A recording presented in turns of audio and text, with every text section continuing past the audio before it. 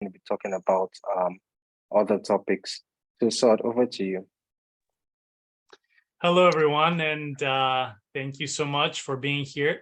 Paul, thank you so much for the introduction, although I think that by now you should be able to pronounce my name properly. I know it's a long Greek name, as I come from Greece, but we've been working together for quite some time, so no excuses there. No excuses there. Once again, yeah, I'm very excited for us to be organizing the first RAD, Robotics and AI Day. And it's also great to see already so many people joining for our event and interested in robotics and AI. And actually what we do here at Robociti and Popular Robotics is mainly for you, trying to give you the best resources, the best opportunities, and the best, let's say, tools that you can use to upscale your career and also to help you reach some professional opportunities in the field of robotics and AI. So very briefly, for those that haven't used Robociti, as Paul introduced already, it's a platform in the field of robotics and AI. We do let's say, offer educational resources with online courses. We have online competitions on the platform. Let me actually share my screen, and then I will show you directly what we mean. So for those of you that haven't visited Robociti yet, this is what it looks like. I'm here in the courses page. You have your dashboard. You can actually get to see your learning paths and your skills so far on the platform. You can see certificates you have earned by completing some of the courses, badges, and then if you go over to your courses, you're going to see a lot of the action that has been going on in your learning journey. So you can continue studying some of the courses that you have taken. You can see some of the courses you have completed. And here you see like specifically the progress that you have in some courses. But don't worry, like we usually send emails to remind people of the courses that they have completed or not. So you'll get some assistance in staying on track with your progress. Of course, we also have projects by our users, and we publish them here in the community area. So if you're interested in, let's say, staying up to date with other users, seeing our forum for support, seeing events, or checking out projects, you can check out the community area. But this is only secondary to our two first sections, which first is for sure learning. The other one is the career development. So since I'm here to also introduce some new things about the people that have been in touch with Robociti, they already have accounts. The main new things that we've had lately we've been upgrading our free courses. So you can see all the upgraded versions by September. And we have been adding many new courses in different sections. So we have in the wheeled robots, we have courses about traffic light and sign detection. We have autonomous parking.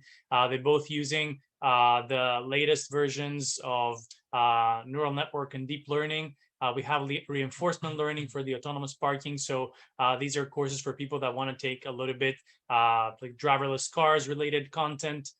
In the programming courses, we have been adding more courses related to OpenCV with OpenCV Basics, C++ Basics 1 and 2, because as we all know in robotics, the two main languages used are Python, for which we have courses already, and now we added C++ courses. And upcoming, we have courses about the Python tools that are very useful for data science and deep learning. So these will be released by next week.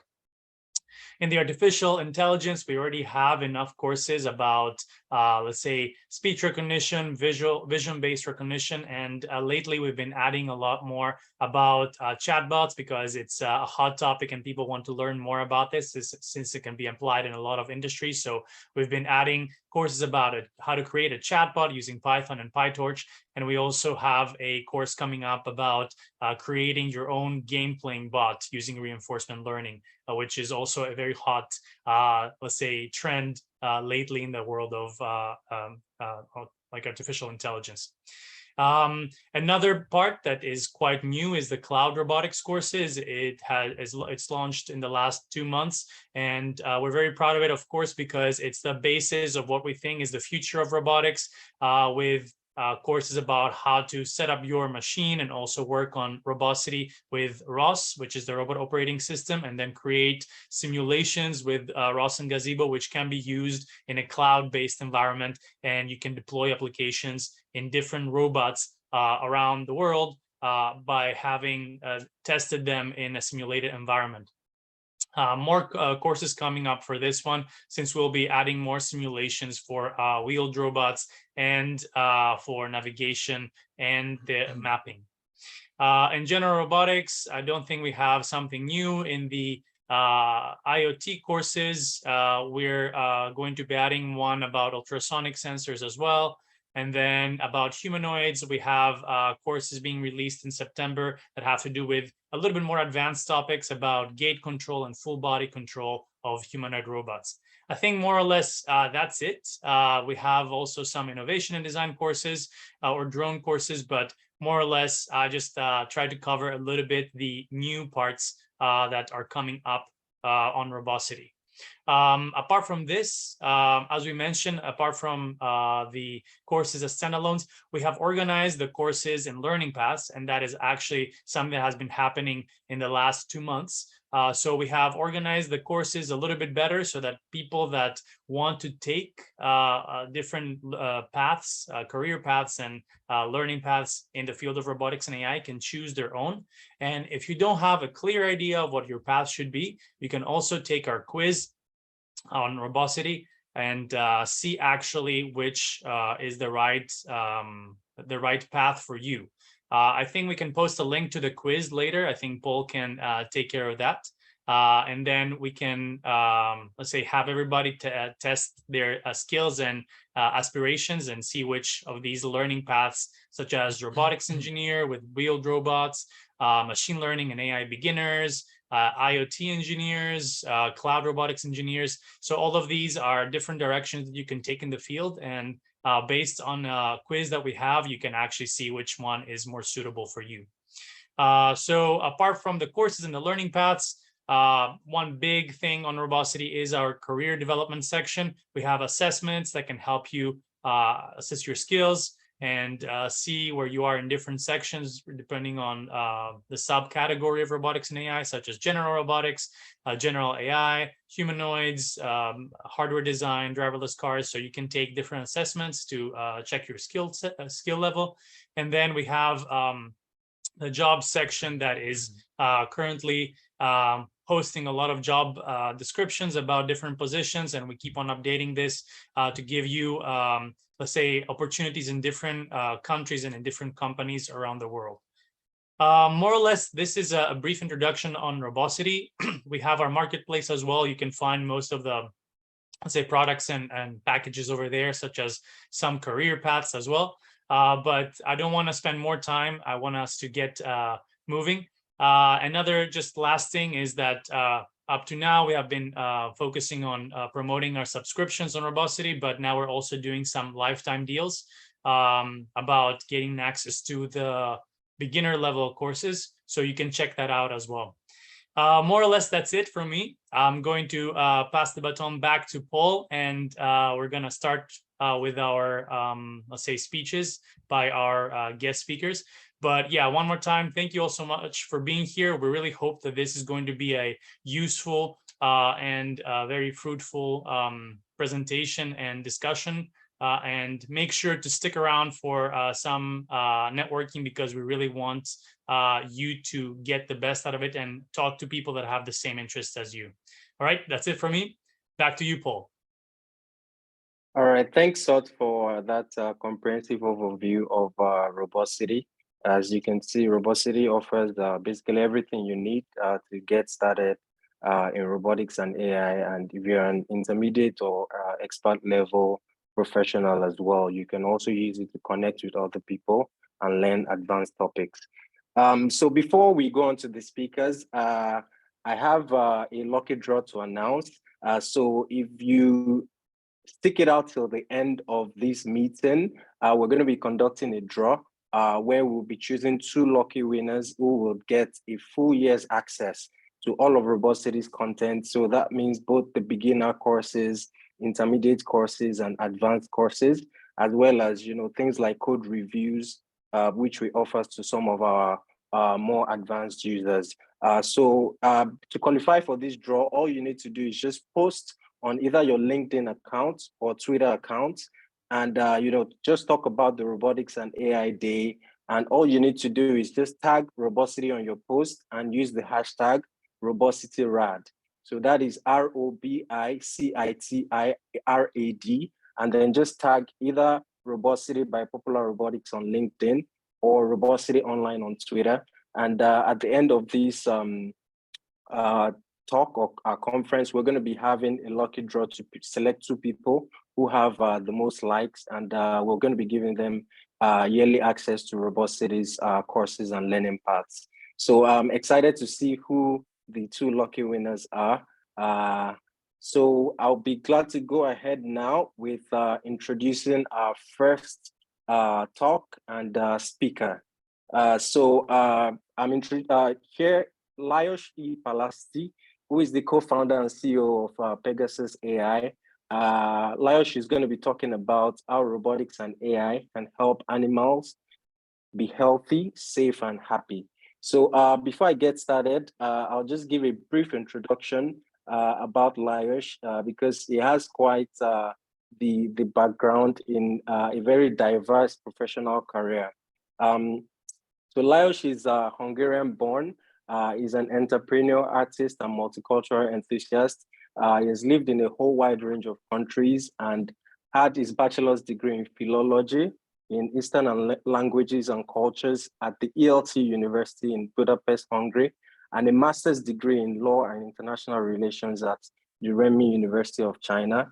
After this, Lajos has been engaged in various fields, including tourism, law, cultural diplomacy, infrastructure, health, and the theme park industry. He started his career at New Silk Road Services as the founder and CEO, where he won and carried out a public tender for the Budapest-Belgrade Railway project under China's Belt and Road Initiative.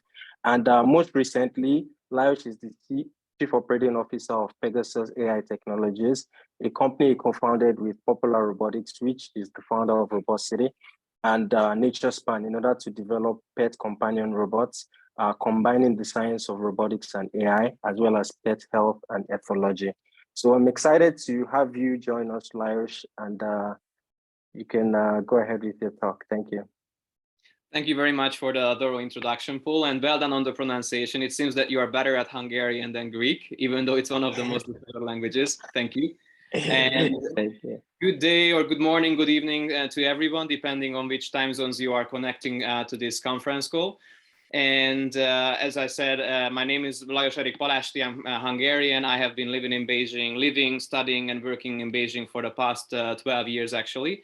And as Paul mentioned, recently we have established a startup company, which is called Pegasus AI Technologies. I'm co-founder and chief operating officer of this company.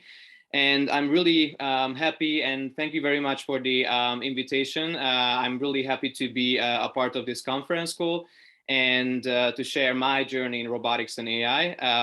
So the topic that Mary told me to speak about is how we can use robotics and AI to better or to improve the overall wellness of pets. And of course, it's not a coincidence that we can share some experience in this field or in this topic, because we happen to have a cooperation with you guys. As you know, Paul, Popular Robotics, we have been developing a pet companion robot, and I'm going to give you a presentation about this project. Can I already share my screen? Yes, please, you can go ahead. Okay, let me try. Yeah, it seems to be working. Okay, can you see my screen? Yes. Okay, terrific. Then we can start. So in today's presentation, I'm going to share some of our experience about the combination of the pet industry with the robotics and AI. The presentation is based on the foundation of 3 major principles or concepts that we are going to mention a lot of times today, which is care, companion, or companionships, and connections. So let's jump into it. So why did we decide in the first place to start developing a pet companion robot? As you know, all creatures in the world, including humans and animals, we have always been seeking for companionship. This is an inherent need of humans and animals at the same time. We are looking for partners and companions to better our lives, to better ourselves, to improve our physical and mental well-being. We need to care about each other. We would like to connect to each other. However, establishing, maintaining, and developing these companionship relationships requires a lot of responsibility as well. In order to bear these responsibilities, first of all, we need free time. And the problem with many of the pet owners, or let me just use the word pet parents, I prefer this one. So many pet parents lack free time.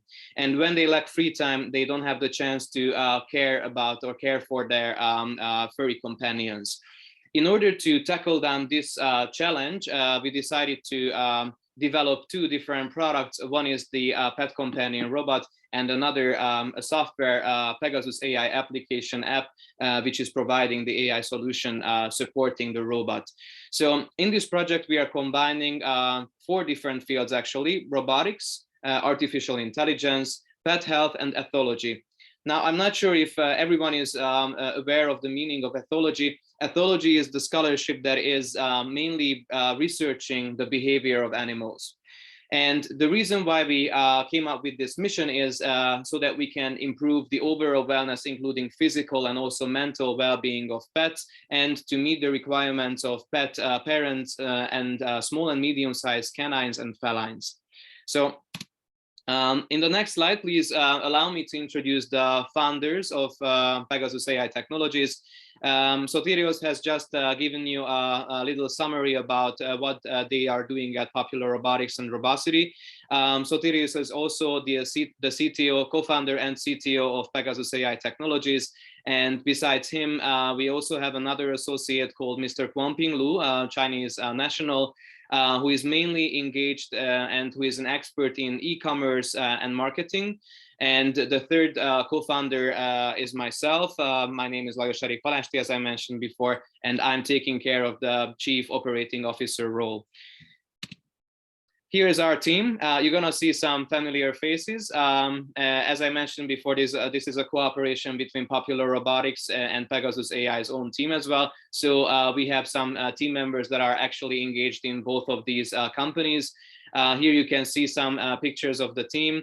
As you can see, we are a small, humble team of 12 people. However, even though our team is quite small, but around 70% of our team members are actually software and hardware engineering professionals.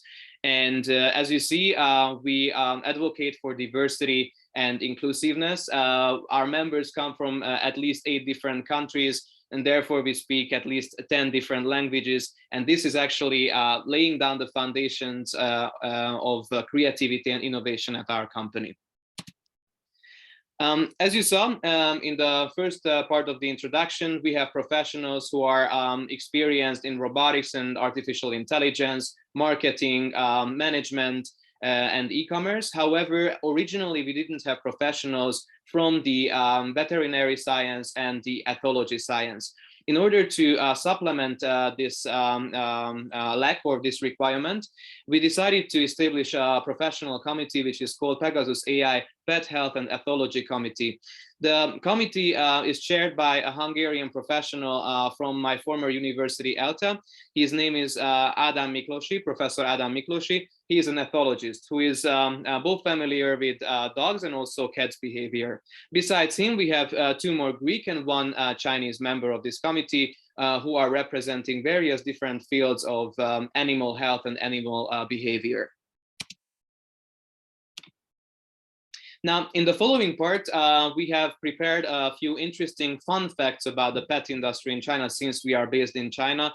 The company was registered in Shenzhen, and the R&D phase of the company has been carried out in Beijing. So that's why in the initial phase of our company's development, we are mainly focusing on the Chinese market. Now, here I'm going to give you more details and more visualizations about these interesting aspects of marketing and market.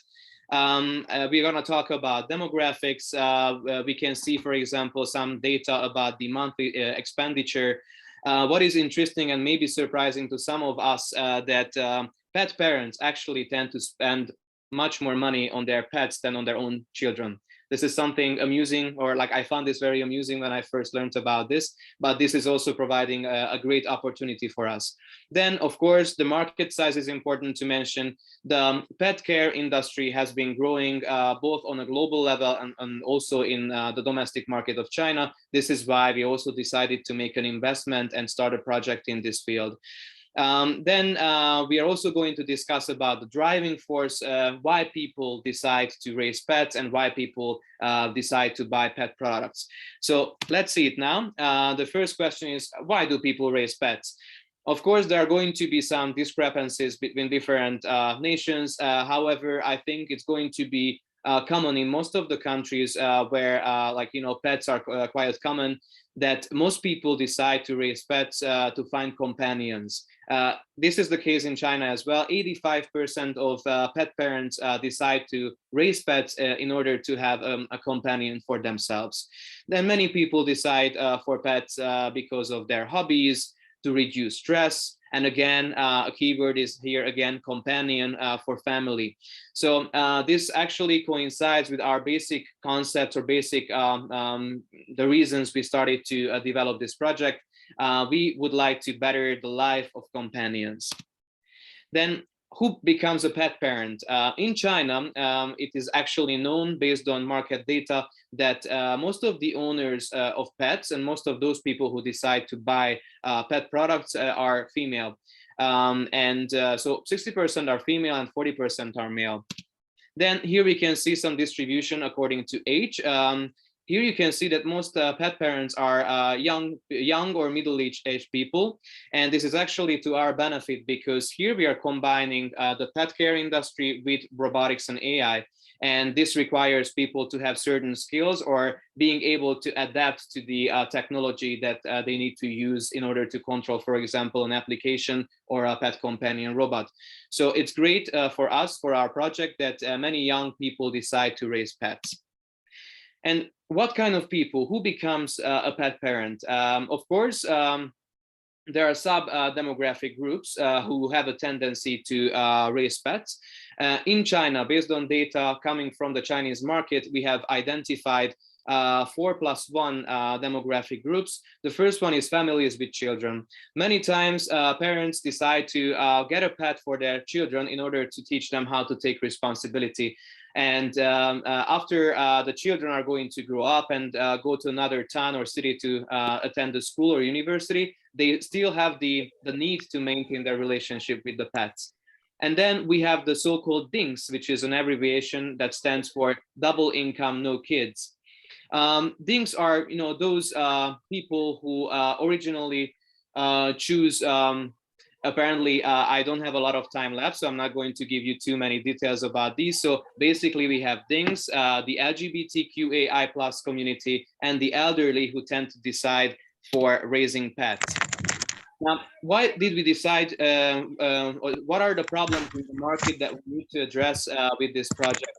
The problems, the pain points that we would like to address can be classified to 3 different levels. The first one is the pet level, then the owner level, and the industry level. So the pet level is the animals, pets, dogs and cats, the same way, can develop physical and mental illnesses, just like humans. For example, animals can also become obese. Obesity can lead to other physical illnesses like heart failures or like heart issues, heavy breathing, or problems with muscles. And then these need a certain kind of solution to address, or at least to contribute to it. And then also pets can also develop mental illnesses, mental diseases. They can also experience anxiety, high stress level, and then this needs solution as well. On the owner's level, the biggest issue is that they lack free time to take care and accompany their pets. This also needs to be addressed. And on an industry level, what we have come to realize that even though there are some competition, there are some pet companion robots out there, However, the problem is that they lack a lot in terms of understanding of pet health and ethology, safety, functionality, stability, and the level of AI especially. So let's see what is the solution. Ladies and gentlemen, I'm really happy to introduce Paul, the pet companion robot, to you. First of all, we commissioned a Hungarian-based designer house to develop or design the external appearance or design of the robot. And this designer house has also been awarded a lot of times with Red Dot Design Awards as well. And we decided to call this pet companion robot Paul, which is a combination of 3 different elements: a male named Paul, and Paw, and Pal, as a friends of furry companions on paws. So I hope you like Paul, and in the next slides I'm going to give you some more details about what Paul is capable of. Of course, we are using a lot of AI functionalities which allows Paul, for example, to do autonomous charging.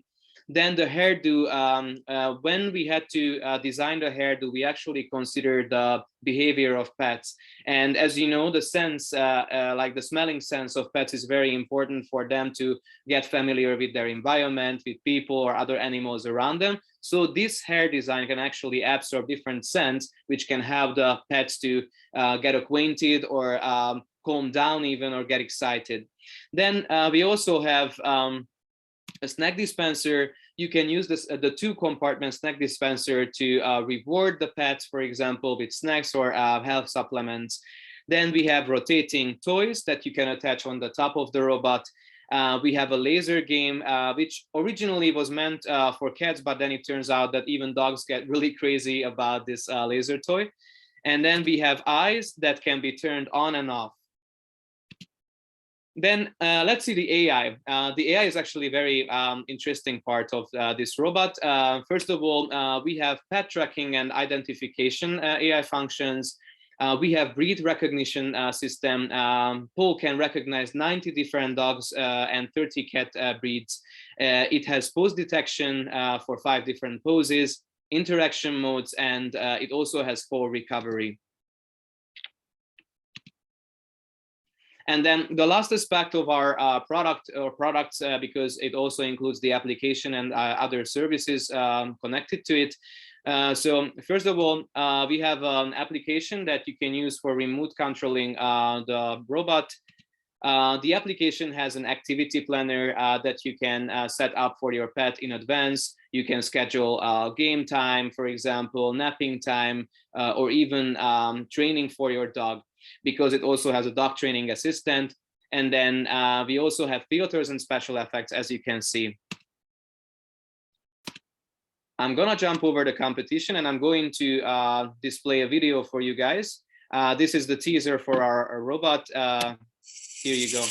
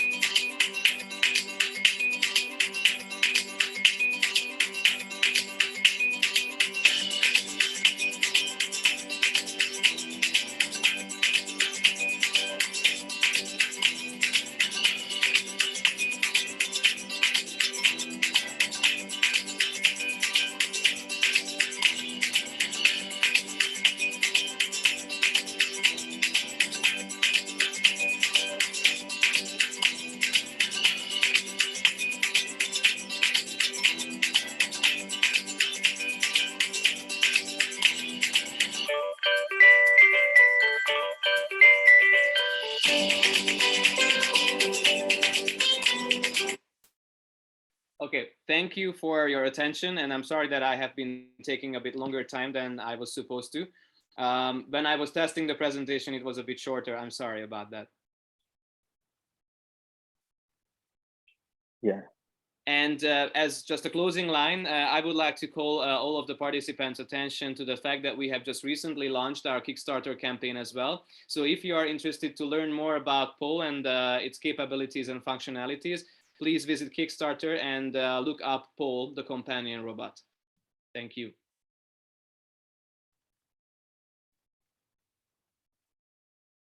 All right. Thank you so much, Larish, for that interesting presentation and video. I love this. Thanks for naming it after me, by the way. Appreciate it.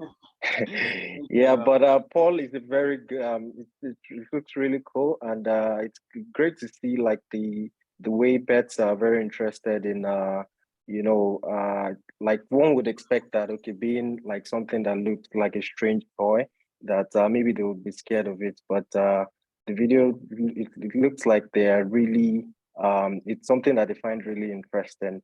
So I don't know if anyone has any questions. If you have any questions, by the way, just type it within the chat box on Zoom here. And Laish and our other speakers would be excited to be able to respond to your questions. Well, I have a few questions regarding both Paul, the robot, as well as your own journey as well into robotics and AI. Because as I went giving your introduction, I noticed that you have a very diverse background in different fields. So what motivated you, or what motivated your interest or your pivot into robotics and AI? If you could answer that, and if you have any tips for any of our audience, any members of our audience who also want to pivot into the robotics and AI field, and maybe don't have technical skills, or deciding to or maybe not even working in the field of robotics and AI. If they want to pivot, if you have any tips for them as well, that would be great to hear. Okay, thank you very much for your questions, Paul.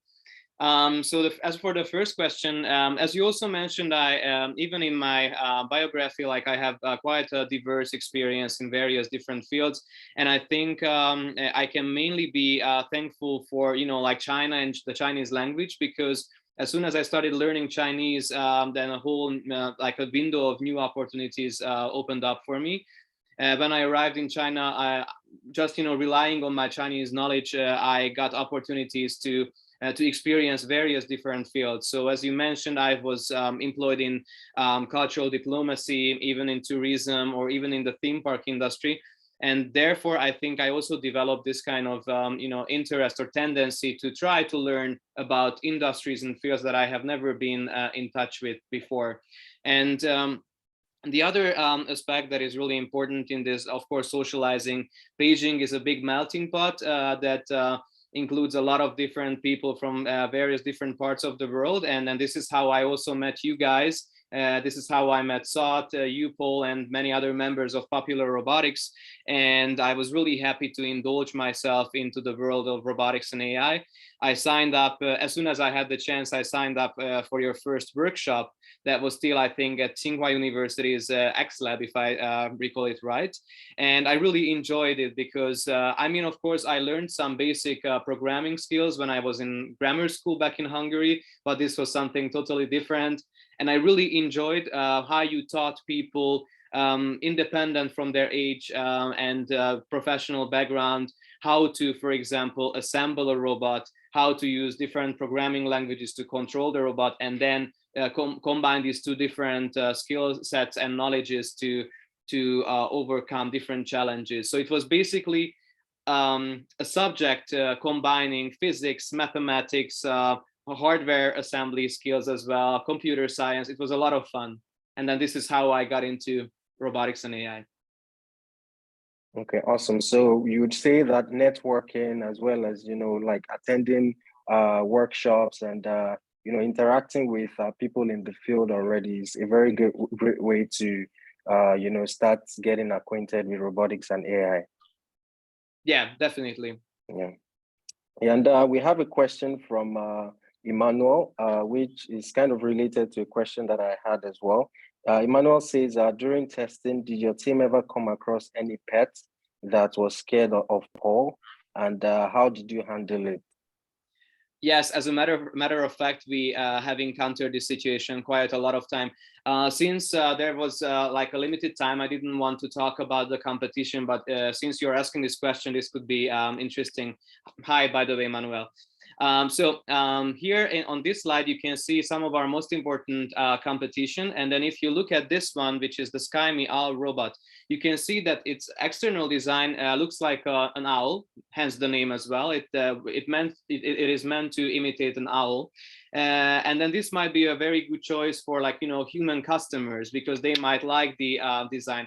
The problem is that the developers of this robot didn't consider the ethology, the behavior of pets, because pets or animals in general are actually really scared and afraid of animals with big eyes. In the animal world, that is actually meant to scare the prey off. And so when we were testing these competition products, then it happened a lot of times that they were really afraid of the owl robot. So when we designed Paul, we made sure that we have a solution for this. So even though our robot also has a pair of big eyes, but these eyes can be turned on and off.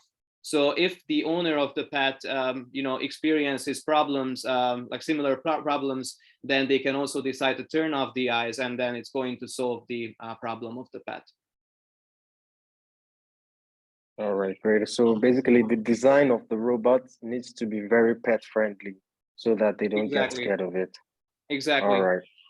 All right. I have a ton of other questions, but so that other speakers can also get on and we don't delay our attendees, I'm gonna move on.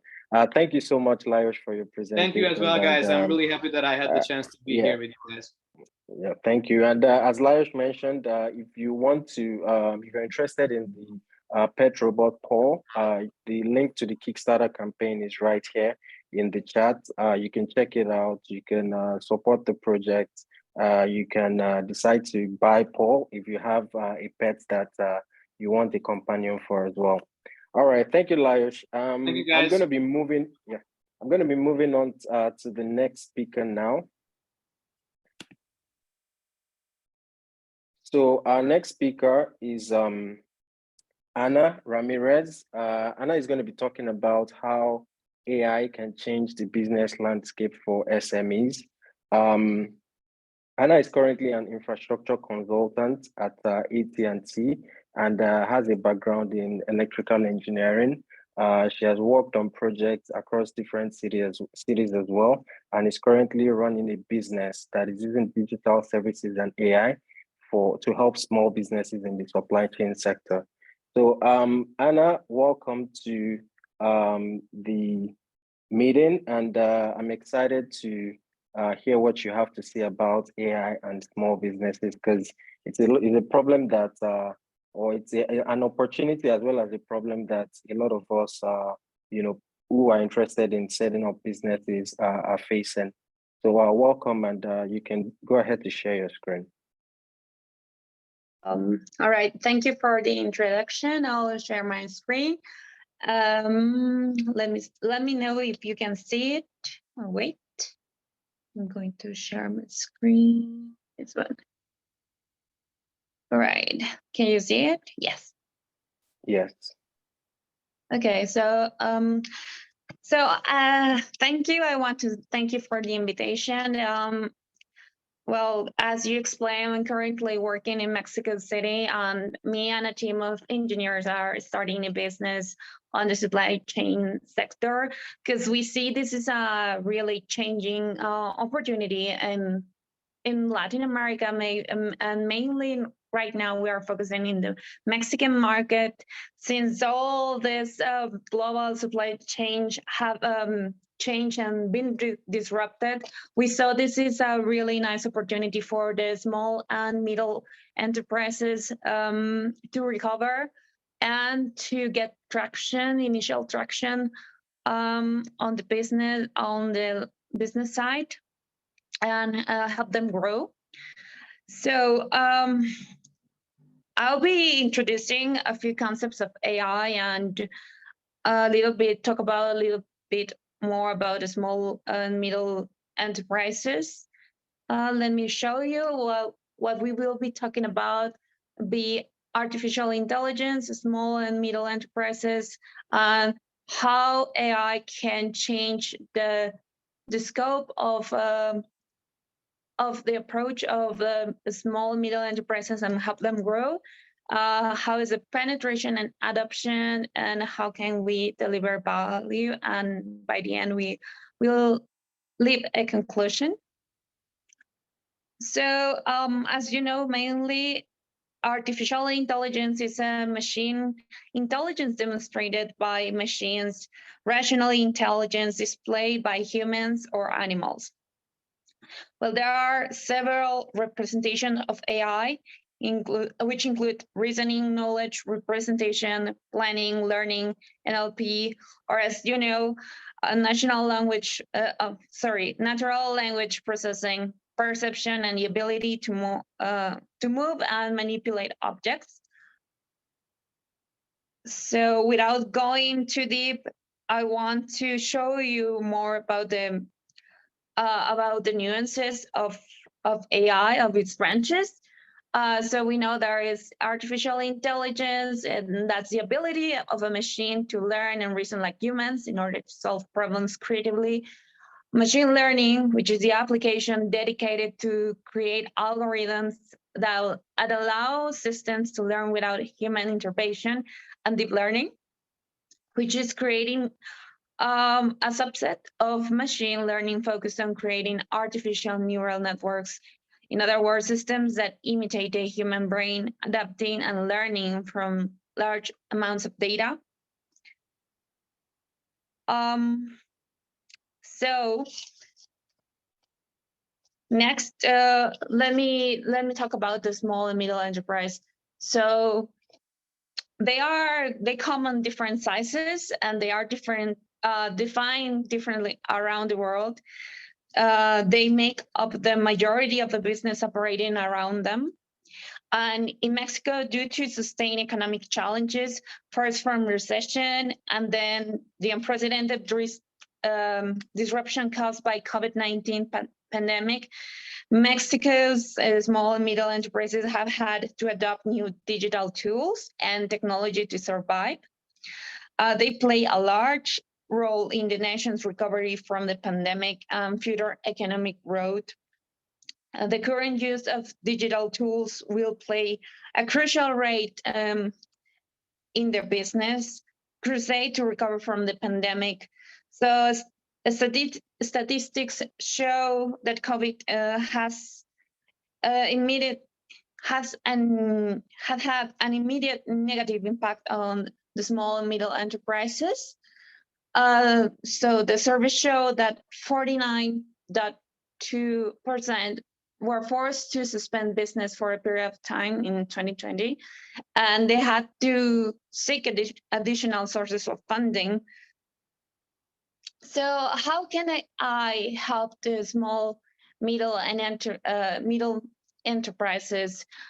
So if it is used properly, it has its benefits by altering their business environment and easing the conditions under which they do business, by enabling them to change their business model and practices, which could ultimately allow them to increase productivity and enrich and scale up. See, there are a lot of areas in the small and middle enterprises that need to pay a lot of attention, time, care, and a lot of them involve resources, skill force, and also the community they are working for, and to find really nice people that are prepared to deal with all the challenges in a team.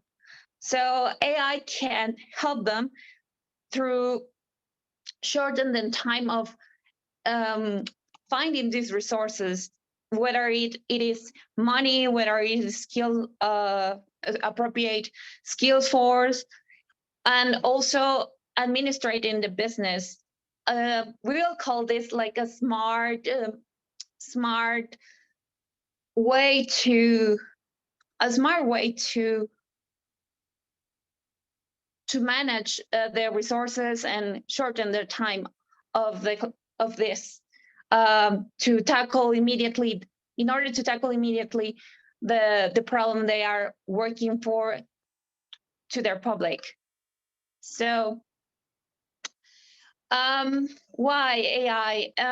Well, as I explained earlier, by enhancing the efficiency of public administration, courts, and tax authorities, reducing the red tape, securing digital infrastructure, such as access to finance, which is one of the main problems that the small and middle enterprises faces.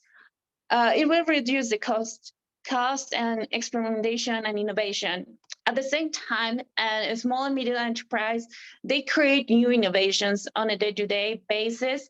So it's an all-round up cycle of improvement and benefits for both the business of the supply chain and the small and middle enterprise. At the same time, algorithms increase the risk of tacit collusion in a product and labor markets, and of likely large firms saying profits and prices above a fair competitive level at a detriment of smaller business. So what the algorithm helps them is to make sustainable profits and prices above the fair competitive level, because it searches around the market what is the current cost of different raw products, or what is another competitor selling in the same field. So it helps them to keep a balance and make them still competitive. So these two dynamics are closely interrelated as small middle enterprises adapt to changing business conditions by transforming their processes and products, or alter market conditions by innovating. Well, there are still a little problems that face the AI in the small and middle enterprise sector. It is the penetration and the adoption. There is also evidence of the small and middle enterprises gap in using data analytics or implementing solutions. They face several barriers to adoption: a lack of data culture, a lack of awareness about what AI could bring, a need for retraining managers and workers, high sunk cost for internalizing AI, and plus a need for engaging complementary investments. And how it can deliver value? Well, they are diffusing across all sectors, with services adapting faster than manufacturing or construction. In information and communication services, there is already an early majority of enterprises that are performing data analytics. So they make possible the implications of AI on small businesses. They make possible to automate non-routine tasks. Automation could help small and middle enterprises increase productivity by refocusing activities on higher value-added functions or reducing cost. So over time, it will become easier to administrate any kind of business that is on the supply chain carried by AI. So in conclusion, if we allow business to look beyond the current issues and implement these relevant solutions, we will benefit in the future, and we will ensure they are always providing market relevant prices and drive margin, revenue, profitability for the company, while accounting for customer relationships and willingness to pay. So it's an all circle of benefits for both the business owner and also the customers. So that's it. And if you do have any question, please just let me know.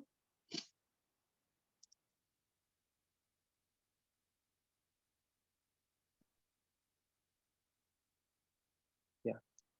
Okay. Thank you, Anna. Yeah, I'm gonna move my spotlight 1 second. Can you hear me? Yes. Okay, thank you so much, Anna, for the presentation about SMEs and artificial intelligence. Quite insightful.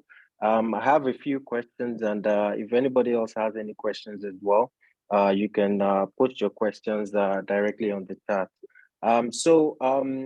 I also, this is a topic that I'm also very interested in myself. AI, and both in big companies as well as in small companies too. And so I wanted to know if you can give us like some practical examples.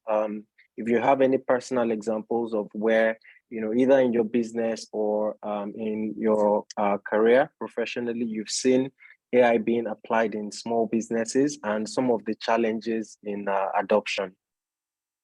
Well, at the moment, for the current small business that we are carrying on, we haven't implemented the solution. It's still an MVP.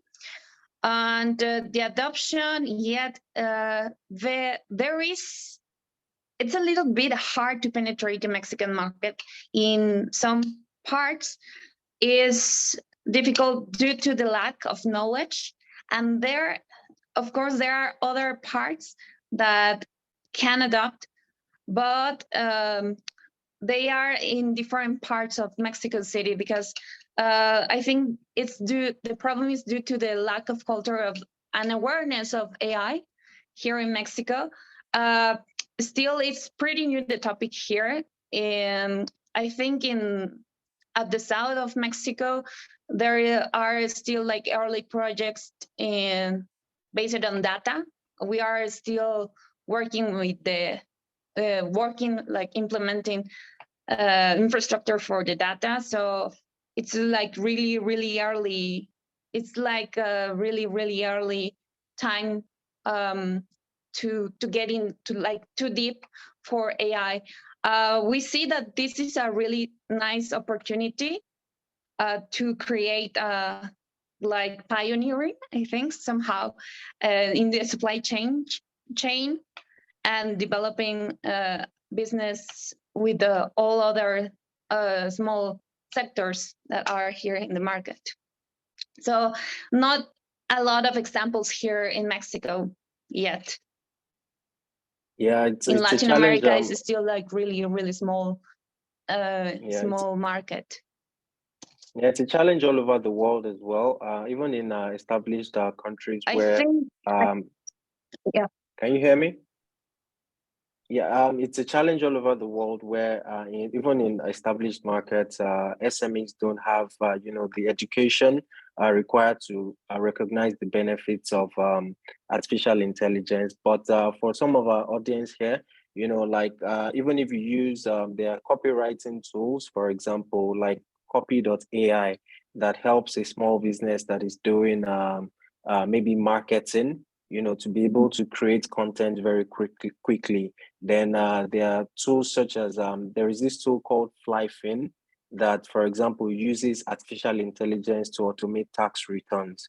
So even amongst even online, we there's a lot of tools that can help small businesses save costs. So I think over time with businesses like yours, as well as even platforms like Robociti, we can educate people about the benefits of adopting AI in their business.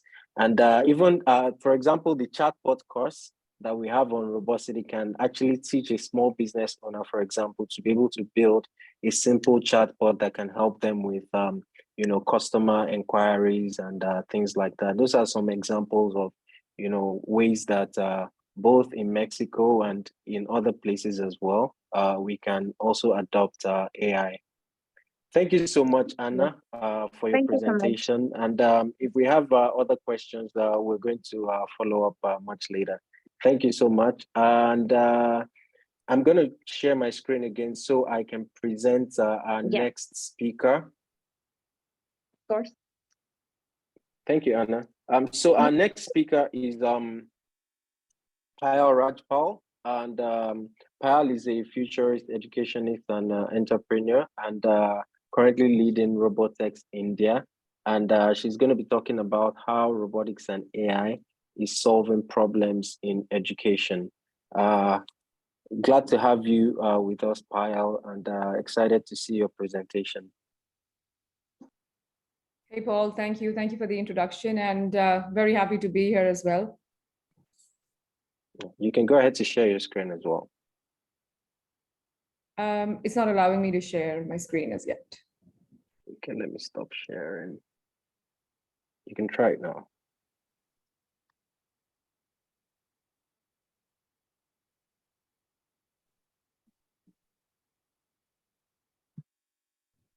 Okay, so once again, thank you for having me. And I would begin my presentation with a short video that sort of depicts our journey and what we have done so far in terms of impact. So here it is.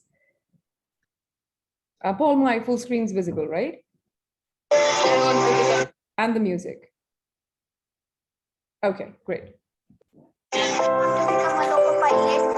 I want to become a doctor because I want to help poor people.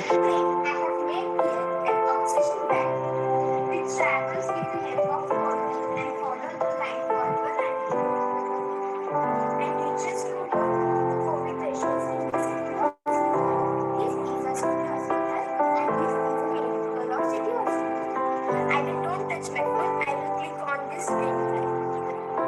Let's start.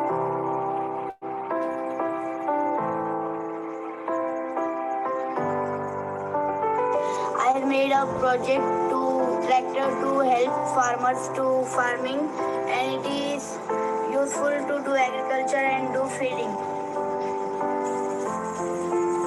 See, it is working.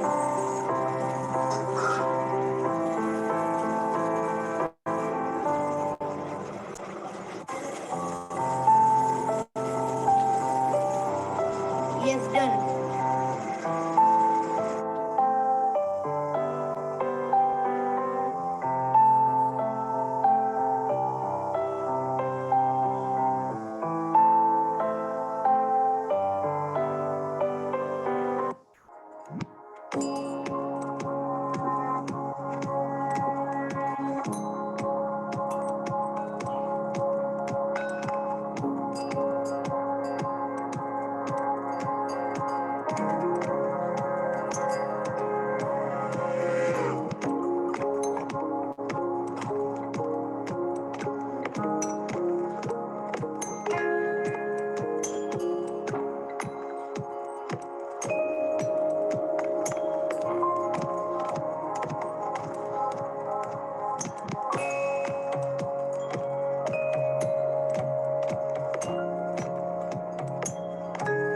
नमस्ते, मैं राधिका नवनाथ पवार, शनि नवनाथ पवार की mummy हूँ। मैं security guard का job करती हूँ और आप जो रोबोटिक्स बच्चों को सिखा रहे हैं वो बहुत अच्छा है, बच्चों के फ्यूचर के लिए बहुत अच्छा है।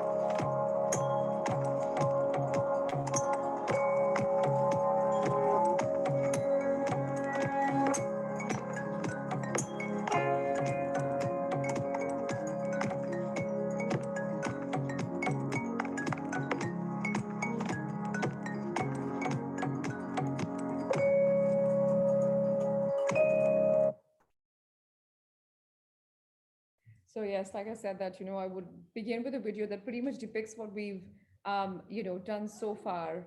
And when I was invited to speak for the event, one of the first things I said is, rather than how we've used robotics and AI and the technology in education, I would also like to speak on how we are valuing the emerging tech towards not just societal good, but creating more employment in the future, which is a quite prevailing gap of education to employment, which made it even more sort of evident during the pandemic. So next up is I'm just going to share our story in terms of who we are and what we did so far and how we reached our target of 30,000 students educated from the underprivileged, low socioeconomy strata. And not just India, but now we will also begin our work in, Africa. So talking about robotics and as everyone saw in the video, these children belong to extremely poor, socioeconomic strata community of the country. And these students are in government schools. So when we talk about government schools in India, the rest of the world, government schools are schools that everyone's go to, and private schools are sort of less heard of. But when we look at the sort of bias and the gap that prevails in our country, the government schools, when we talk about children in the rural areas, even if you in the urban areas or even the tribal sector, look at free education, which may not be the greatest when we talk about the quality of the education, even if it's free.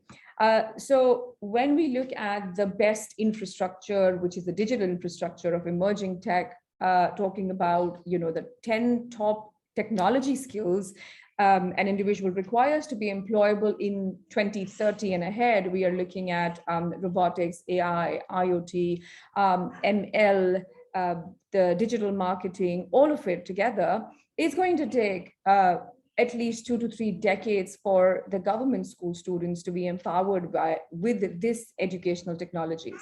And that was the first thing that came to our mind, that we're looking at these 10 top technical skills that the whole world is harping about, which World Economic Forum proclaimed that you need to have these 10 basic skills by 2030 to be employable in the future. And then they listed these 10 life skills, which were a no-brainer in terms of, there were leadership skills, there were skills of cognitive thinking, soft skills, team building. And we said that how do we bridge this gap and how do we bring this to, the strata of the society, which is the lowest pyramid that exists in our country. And we said, this is how we are going to bring it here. So robotics was launched in India in 2018. Robotics International is a now 22-year-old nonprofit from Estonia. And the main sort of, purpose of robotics is providing a international showcase platform to the talent in the world to not only, witness the creations that they've made in robotics, AI, coding, IoT, but also then, connect them to incubators, accelerators, and have this grand platform given where not just corporates and universities, look at this creations that they've made, but also there are participation from more than 100 countries. When we did that in India, we realized that there were rich kids with their fancy bots that participate in the championship. And we said, okay, there's something really missing here. And that was when Robotics for Rural, was born.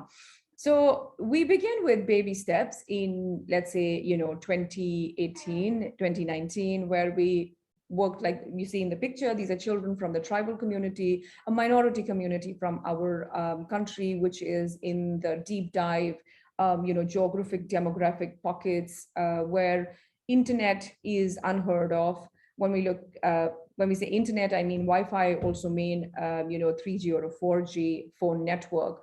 Electricity is quite meek. And when we talk about computers in the schools, They may exist, but have they been used, or what have the students learned from the computers is something which is a bit of a mystery, because it still sort of stays at a very nascent, foundational level.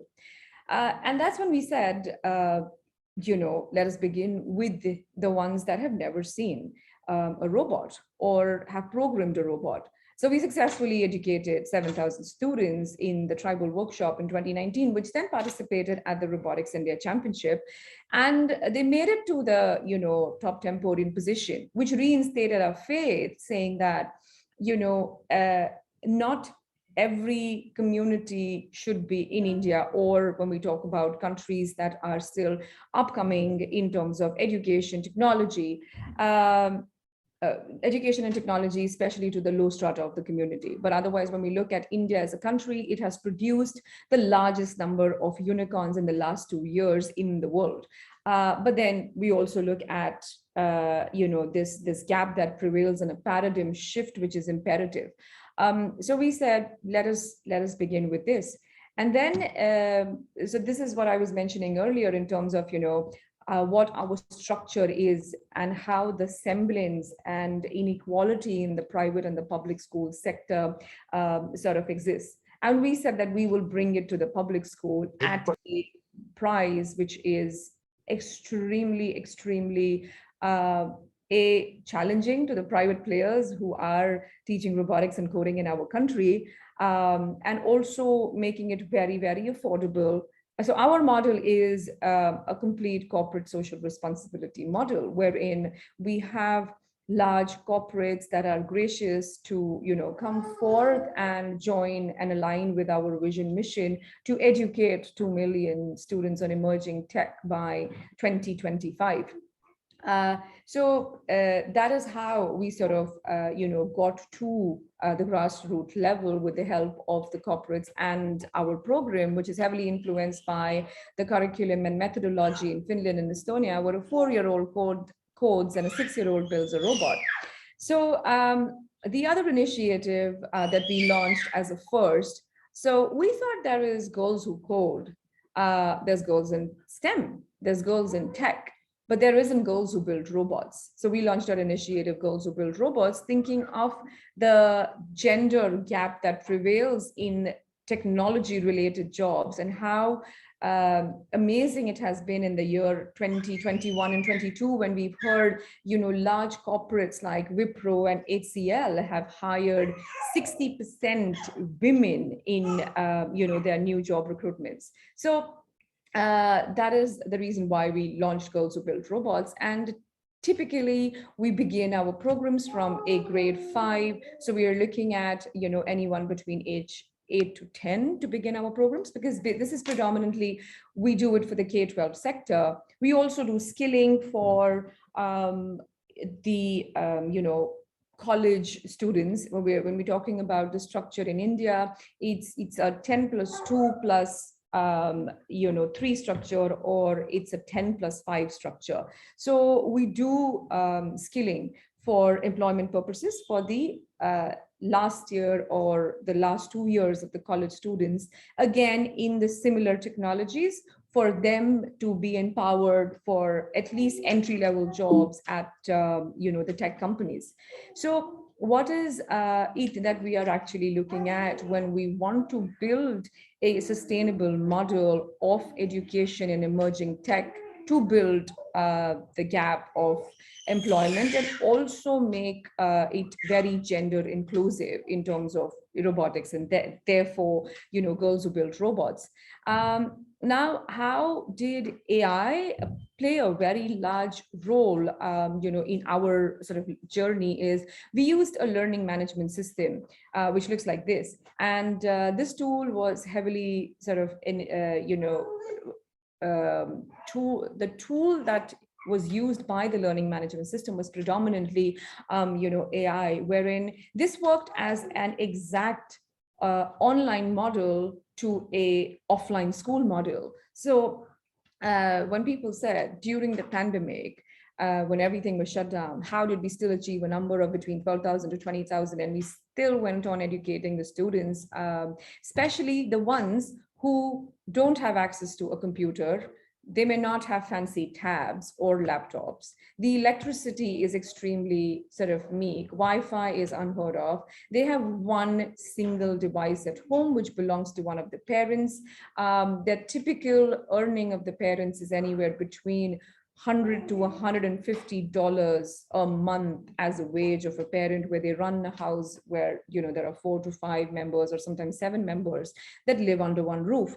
So this learning management system, you know, was a blessing in disguise for us, because it worked like an Amazon or a Netflix Prime, which was downloadable on your simple Android device.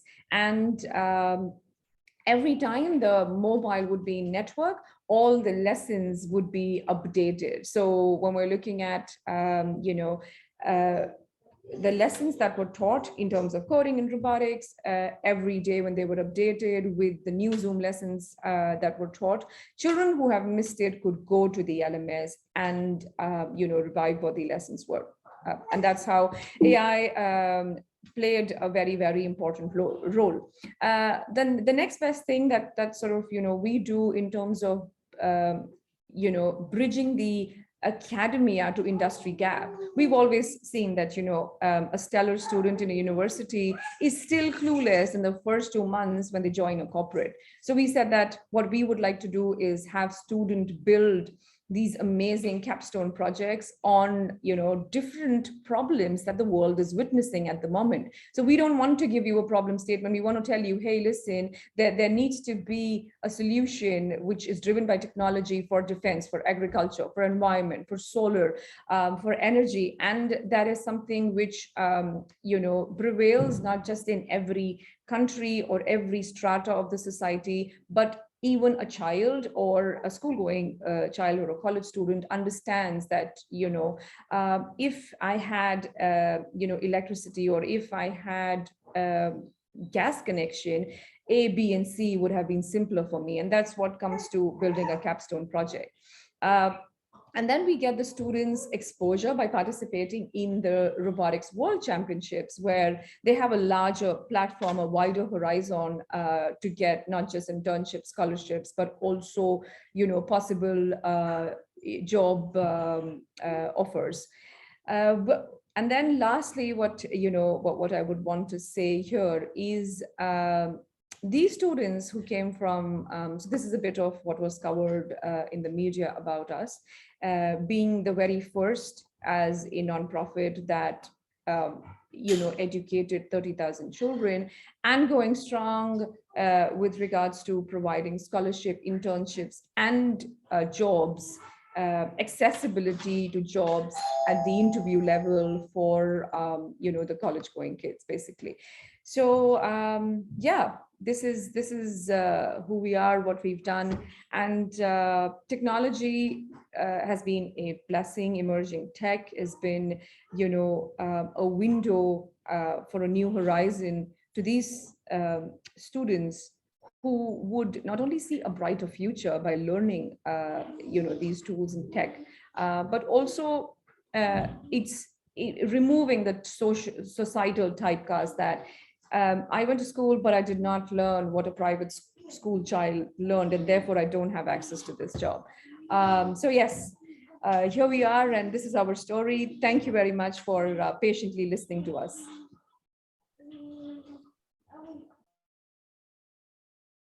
Thank you so much, Payal. And you guys have a great initiative over there. And I thought as a question which I also had in mind, which is that what ages are you focusing on, and how do you connect to higher education and professional development? You're muted. Sorry. So we're looking at ages, you know, anywhere 9 and upwards in the K-12 sector, because when we look at, like I mentioned, you know, there is this government school and private school, you know, issue that we sort of had, and a clear bifurcation. So starting at a you know, younger age, which is 9 or 10, is good for us in the program. When we're looking at you know, higher education, we sort of look at the first 3 years before in the undergrad level, the first 3 years where a skilling program is rolled out. The skilling program covers the top sort of 6 technologies, which are employable technologies within the, IT or ITES arena in the country. Awesome. And how do you think initiatives like this can be replicated? Because I'm sure a lot of our participants from other emerging economies as well are looking to replicate initiatives like this, in their countries, for example, in Africa, Latin America, and some other continents. What would be your advice to them? So when we talk about, it's only this year in 2022 when we thought, Africa runs on a similar model like that of India. And I was sort of invited to speak at, one of the environmental programs where we had women in STEM and young girls from Africa who said, who narrated a very beautiful story in terms of, how they were given less value and preference over the brothers when it came to gaming or coding, and how the girls in Africa are looking at, even Latin America, for example, are, they are like any other enthusiast in the STEM, gaming, coding, robotics arena, like any other girl in any part of the world. However, when it came to accessibility, or the geographic demographics in terms of technology, or even mere internet reaching there, for them to be able to learn the tools and be able to use it was a hitchhike. So before we think of empowering the girls and the women in our country with technology-led jobs or with the proper education, I think the first thing to look at is how can we improve the digital infrastructure? And if we have a marginal good in a digital infrastructure, which is not just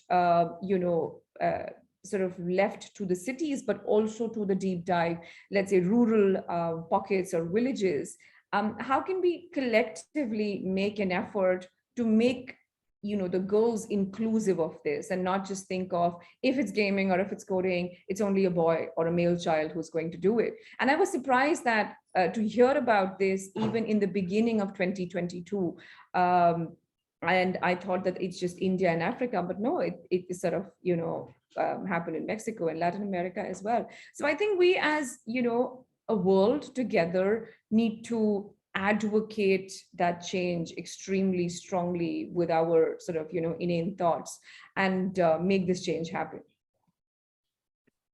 All right, thank you so much, Payal. And yes, as we in Robociti as well, we are aligned with the same mission because last year we had a Women in Robotics and AI program where we taught about 70 women in collaboration with AWS, the basics of Python and getting introduced to the field of AI. So definitely, I think we would love to also, cooperate with you, and we can follow up after this talk. Thank you so much, Payal, for your presentation. And thank you all for having me. Yeah, thank you.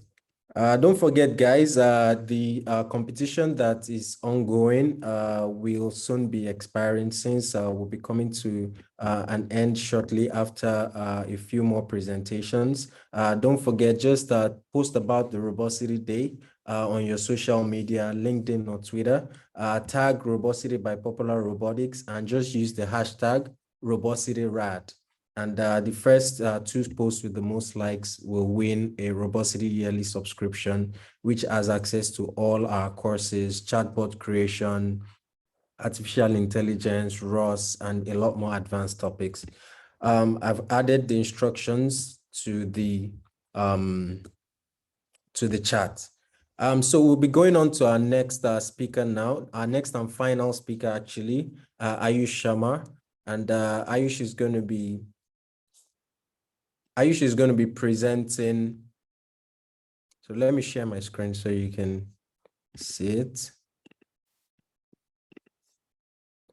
All right. Welcome, Ayush. Ayush is going to be talking about Robotics Club IIT and their current projects, what they're working on. And I'm excited to have you with us, Ayush, and welcome. You can go ahead to share your screen. Thank you, Paul. I'm sharing my screen. So I hope the screen is visible. Yes, it is. Okay. So greetings, everyone. My name is Ayush Sharma. I'm the Secretary of Robotics Club, Indian Institute of Technology, Guwahati. Our club has been involved in some really cool stuff of late, and today I'll be sharing a few of those. Before starting with that, I would like to mention what Robotics Club actually is. So you can call it a group of robotics enthusiasts. Students with deep interest in robotics right from the first year of their college join the club, and in the process of the 4 years that they spend in the college, they spend time learning the skills and then go on to build some really great projects. It is a great experience that involves learning and building at the same time, making some cherishable memories. We build projects covering several domains, like projects that are of industrial interest, projects that are built for several competitions, and other projects that are built to learn something new. The culture of the club is such that people tend to teach their counterparts. The senior members of the club act as mentors to the juniors, and having such a beautiful culture favoring growth is perhaps the reason that the club has grown so much over the years. So this is our team. This picture was taken during Tech Events 8.0, the annual technical exhibition of IIT Guwahati, and we'll be talking about it soon. So Robotics Club IITG has been performing phenomenally well in the inter-IIT tech meets, where more than 20 IITs from all across the nation participate and the best talents compete with each other. Our club has been improving over the years, winning bronze in 2018, silver in 2019, and a gold in 2020. This is the goal that we bagged in 2020. The problem statement was to design an autonomous or semi-autonomous farming robot capable of carrying out different farming activities like spraying, planting, weeding, etc. And then this one from 2019. Another farming robot, but this time the problem statement was more inclined towards terrace farming. So that was the basic introduction of the club, the team, and its history. Now let's talk about what we are up to these days. What are the projects that we are working on nowadays? As you can see, I've listed out some of these projects: Marginator, dissociating drone, haptic feedback for visually impaired, and of course, Yuvan, ITG's very own Mars rover. So I'll talk about these projects in brief. Dissociating drone. The main inspiration behind this project is the Indian Army. We actually wanted to make a drone that can be used for mapping and surveillance purposes. While thinking about the challenges that can be faced by a drone, we started to think about the areas that cannot be traced by a drone. Comes out caves, holes, and other such congested places. Also, the corners of the rooms are hard for a drone to travel, let alone map. Therefore, we proposed a solution where a drone can drop several other UGVs acting as a swarm that can go out there and map these spaces, while the drone itself would act as a central unit for all the processing purposes. Marginator. So marginator, the word itself is derived from the Sanskrit word margin. That means to clean. Our campus is located on the banks of river Brahmaputra. There are a lot of lakes inside our campus as well, and these lakes need to be cleaned every year, resulting in high maintenance costs. Thus, in order to save all that money, we thought of building an autonomous robot that can traverse through the lake surface and collect any garbage present. Moreover, its applications can be further extended to cleaning algae and aquatic weed. The next project in line is one that is quite close to me personally. It is a project that we thought of keeping our social responsibility in mind. The club has a great talent pool, and thus we wanted to put that into a project that has a potential to improve the lives of hundreds and thousands. It is a haptic feedback for visually impaired. The goal of this project is to develop a device that can guide a person to navigate in an environment that is already mapped. The mapping of the place is also something that will be a part of this project and is being worked upon. The guidance will be provided in the form of haptic feedback. For example, if the system detects this, the person has to move left, a signal will be sent in the form of vibrations corresponding to the required movement. Obstacle detection, avoidance, and path planning will also be done. On successful completion, we are planning to distribute this device to the children of local blind school. Finally, the project that our whole team is very emotionally attached to, and for good reasons. This project was built when the whole nation was being hit by COVID. Various challenges were posed in front of us. This project is a result of utter determination showcased by the team. Staying up day and night to build something like this was just a commendable job. Yuvan, IITG's Mars rover, was without a doubt the center of attraction when it was showcased for the first time in Tech Events 8.0, the annual technical exhibition of IIT Guwahati, where people from all across the nation come to visit and see the projects that different clubs have done, professors have done throughout the year. So our rover took everyone by storm and won the Jury's Choice Award, People's Choice Award, and the prestigious overall Best Project Award. Our rover qualified for the final round of International Rover Challenge, IRC 2022, by securing a position in the top 16 teams internationally. And the best part is, it was our first attempt. And not just IRC, starting with this year, we are planning to participate in other international competitions as well, like the Universal Rover Challenge and the European Challenge. And we are pretty confident to do well in those competitions too. Talking about some of the technicals, the project was divided into 4 sub-modules: mechanical, manipulator, electronics and software, and the bioassembly. The mechanical module was concerned with the chassis and the suspension, whereas manipulator module was concerned with the pick and place mission of the competition. A problem statement from the competition also asked us to collect soil samples and test them for life forms using some chemicals. The bioassembly took care of that. And the interaction and control of all these modules from the base station was done by electronics and software module. Here's the team Yuvan posing for a picture during Tech Events 8.0. Now, considering the pace at which the club has been growing over the last few years, it's only obvious that we are now ready for industrial and institutional collaborations. And we're constantly looking out for opportunities to showcase our skills in the industrial domain. We want to partner with companies and professionals to fulfill their requirements and goals. Our team is developed and dedicated enough to pull off any challenge that is posed in front of it. So, well, that was all from my side. I want to thank you all for giving your time to this talk, and also special thanks to Robociti for providing us a platform to share our club's achievements and progress in front of a worthy audience. You can connect with us through Instagram and Facebook. And if you want to connect with me, you can ping me on LinkedIn. Thank you. And if you have any questions, then we can go ahead. Yes, thank you very much, Ayush. Yeah, very interesting presentation. I like what you guys are doing down at the Robotics Club. I have one question. If anybody else has any question, go ahead to send it in the chat.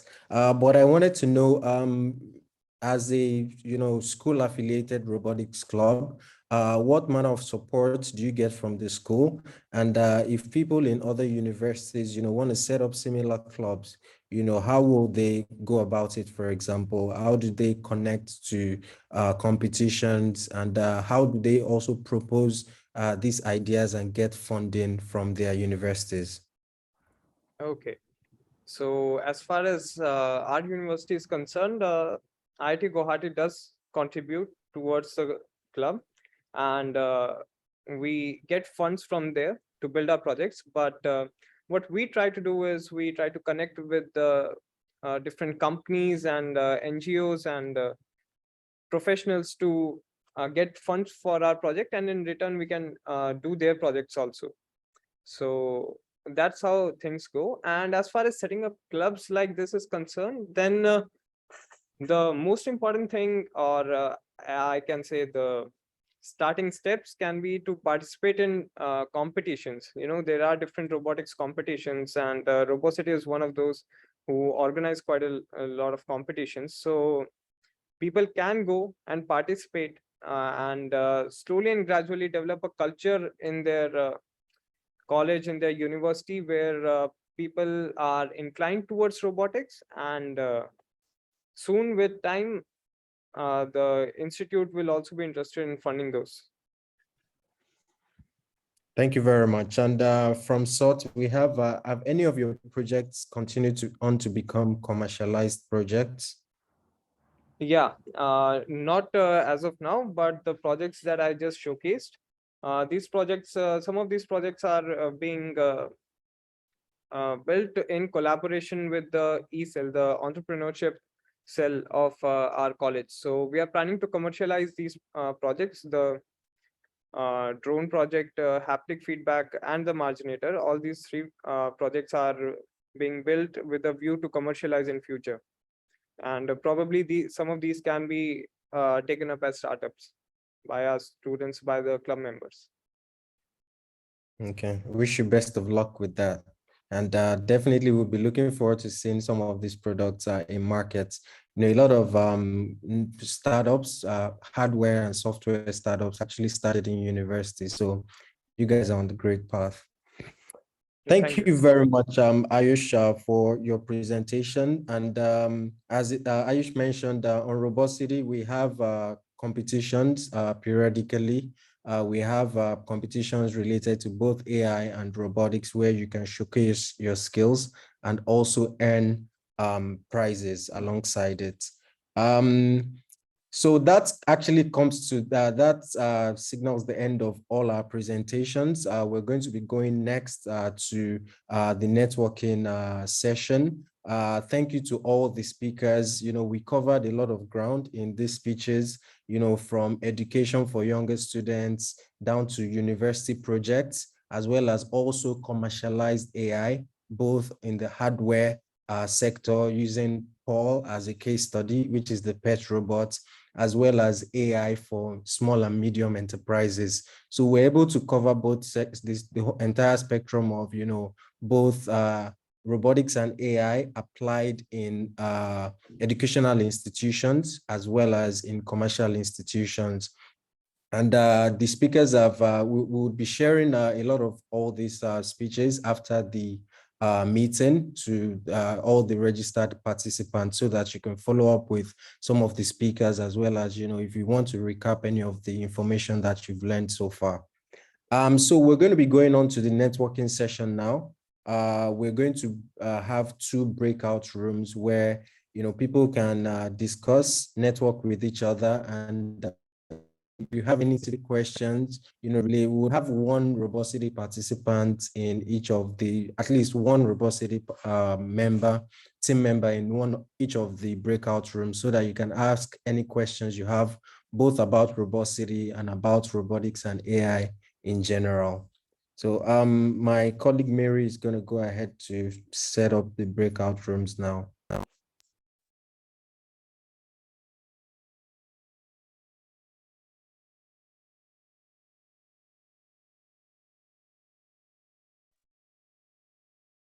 Hello? Okay, thank you. Join.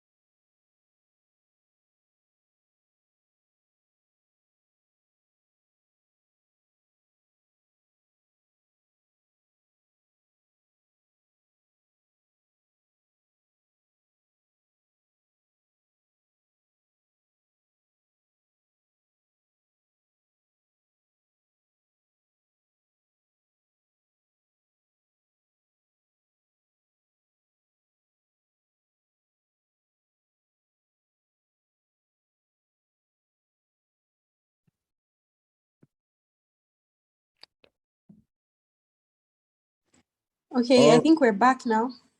Yeah, thanks everyone. Seeing some familiar faces. Hi, Carlos. Yeah, so thank you guys so much. That was a very insightful networking session. Reconnected with a few cool folks and met some new interesting people working on different projects at varying levels. So there comes the end of our networking session. So before we go, we're going to be announcing the winners of our competition. Back at the beginning of the event, we asked you to share, about the event, and the person with the most number of likes would get a free yearly subscription to Robociti. Actually, 2 people. So Mary, can you go ahead to announce the winners, please?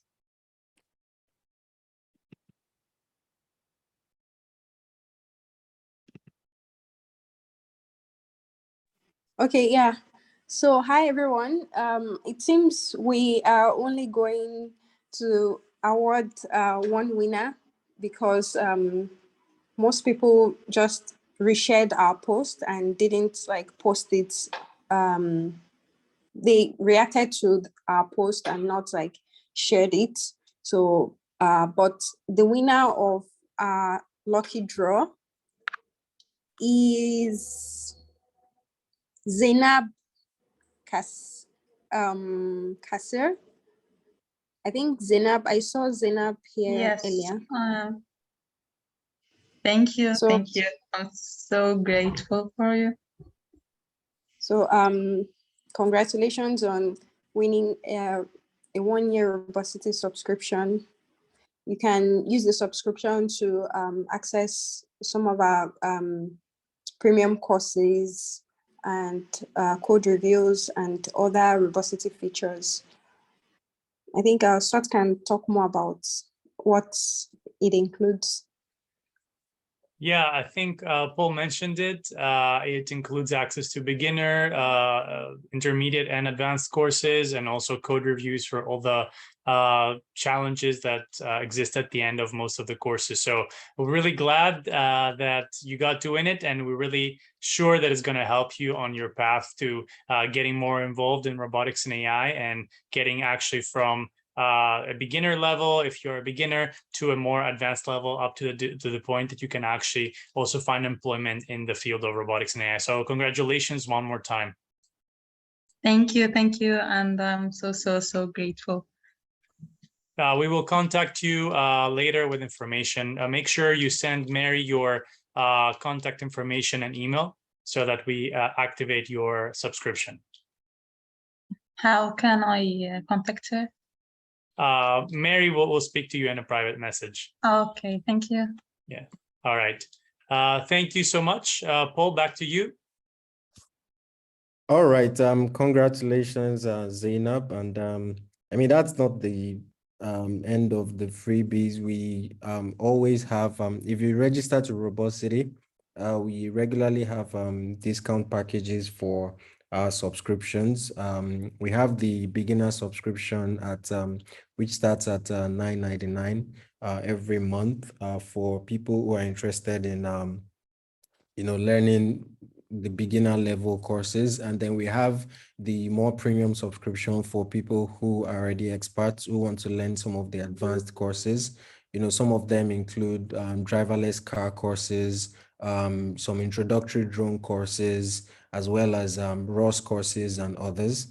And for people who, are more interested in the learning paths, we have a quiz on Robociti that, asks you certain questions about your personality type and your interests, and then recommends a learning path to you. So if it recommends one of our learning paths, and then you can decide to start that learning path.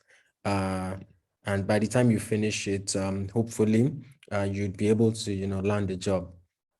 And also, we are going to be hosting a lot more events, similar to this, and both technical and non-technical events. So stay tuned. subscribe to Robociti, sign up on Robociti, and you would have access to all our follow-up emails on events, discounts, and promotions. And thank you all for joining. And we're officially at the close. So bye-bye, everyone. And it was great having you. Bye-bye, everyone. Bye. Bye. Bye. Bye.